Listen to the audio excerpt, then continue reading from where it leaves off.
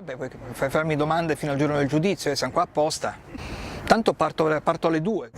La Contessa Rossa è una giovane rampolla della nobiltà che aspirerebbe a una vita tranquilla, ma si trova per caso tutte le volte coinvolta in una serie di incredibili avventure anche piuttosto pericolose. Al Grand Hotel Da Vinci ho trovato appunto la location ideale per ambientare tutta la seconda parte del libro e una grande fonte di ispirazione. C'è tutta una serie di cunicoli sotto il Grand Hotel Da Vinci che si collega a tutta una serie di bunker e che dicono arrivi fino al Porto Canale. Era la location ideale per ambientare la seconda parte della Contessa Rossa e per mettere sottoterra, appunto, in questi cunicoli, un laboratorio segreto dove poi le protagoniste trovano quello che stavano cercando.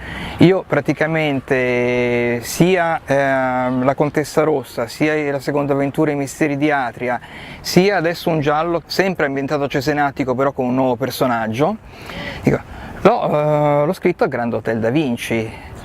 I giovani, ma non soltanto i 24-25 anni, anche i 15-16 anni, leggono e come leggono libri, e moltissimi di loro, le mie due muse ad esempio, hanno proprio il piacere di entrare in libreria, di toccare il libro, di avere l'oggetto.